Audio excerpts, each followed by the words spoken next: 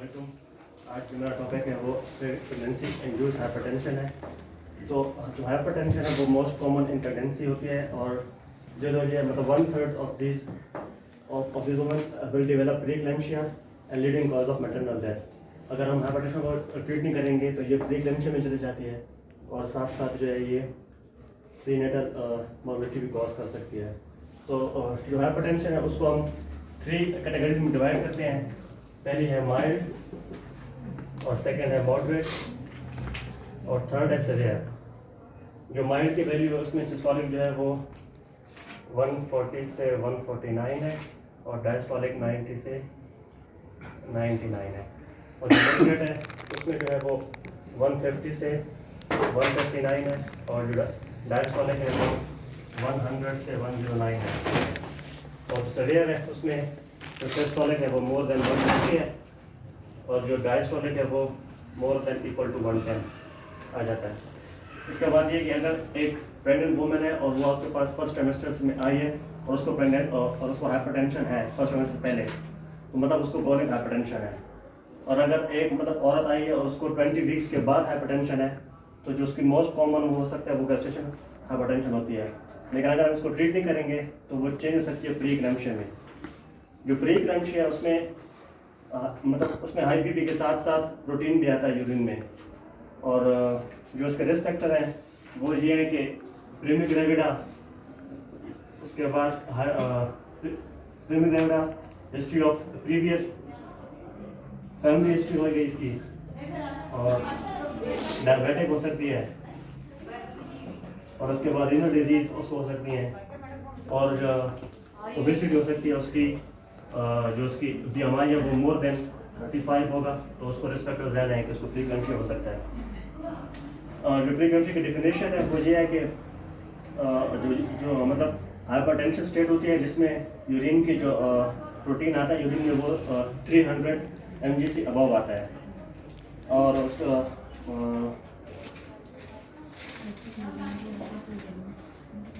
जो उसकी डेफिनेशन है वो ये है कि hypertension state of 140/90 mm of Hg on 2 separate occasion at least 4 apart in the presence of 300 mg protein in the 24-hour urine collection arising after 20 week of pregnancy and dissolving completely by 6th week of postpartum। ये इसकी definition है, ये इसके risk factor हो गए।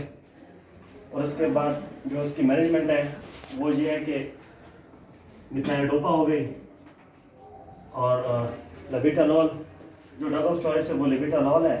Methyldopa हम oral देते हैं और जो लेबिटालॉल है वो हम IV और ओरल दोनों देते हैं।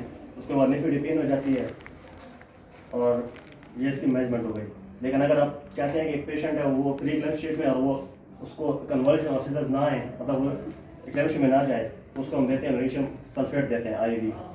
उसके बाद जो इसकी इन्वेस्टिगेशन है आप कैसे कंफर्म करोगे कि पेशेंट को प्रीक्लेम्शिया है, उसमें हम उसका फुल ब्लड काउंट लेते हैं जिससे हम चेक करते हैं कि एनीमिक तो नहीं है, या उसके बाद हम उसकी इलेक्ट्रोलाइट चेक करते हैं, क्रिएटिनिन और वो लेवल चेक करते हैं।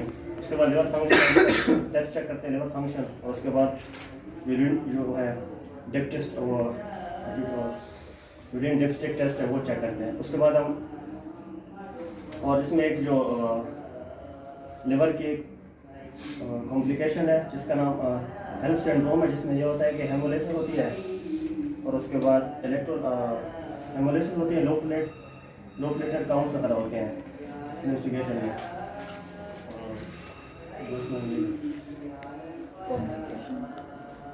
जो उसकी कॉम्प्लिकेशन में ये है कि पल्मोनरी एडीमा हो सकता है, उसके बाद रीनल फेलियर हो सकती है और पेशेंट एक्लेम्शिया में जा सकती है। उसके बाद बच्चे को जो कॉम्प्लिकेशन है वो ये है कि इंट्रायूटेरिन ग्रोथ रिस्ट्रिक्शन हो सकती है, उसके बाद प्लेसेंटल एब्रेशन हो सकती है।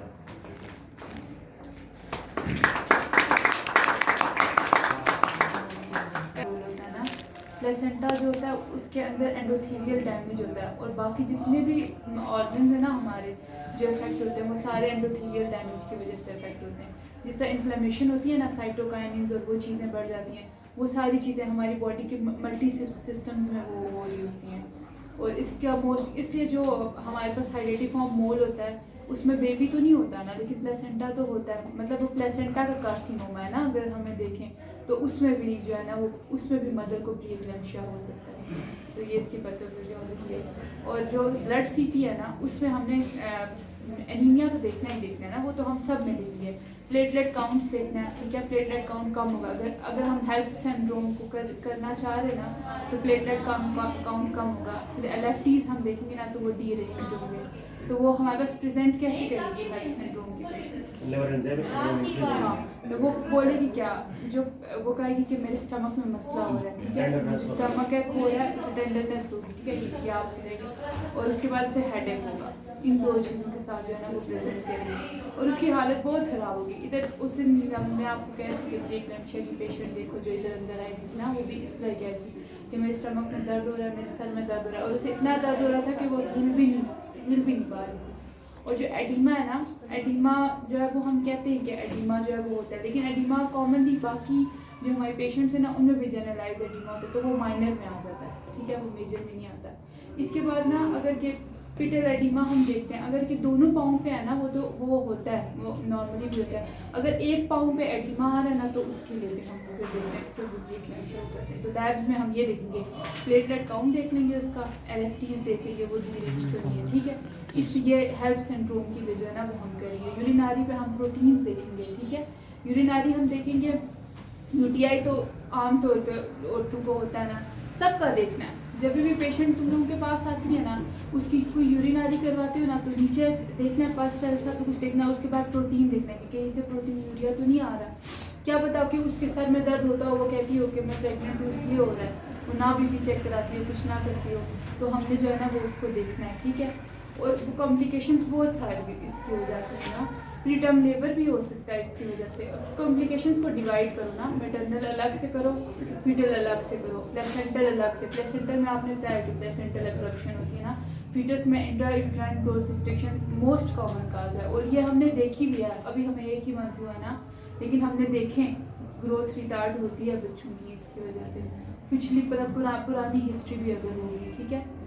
और तुम लोग पेशेंट ने प्रीक्लैम्सिया के तो रोजाना कोई ना कोई पेशेंट होता है। पेशेंट प्रीक्लैम्सिया का देखने से वेरी आता है। डेंजरस पिक्चर, लेकिन हाइपरटेंशन बहुत पेशेंट आते हैं। प्रेगनेंसी इंड्यूस हाइपरटेंशन के बहुत सारे पेशेंट्स यहाँ पे आते हैं। GDM के भी आते, GDM वाले तो ये अंदर बड़े दो हैं। पड़े हुए हैं।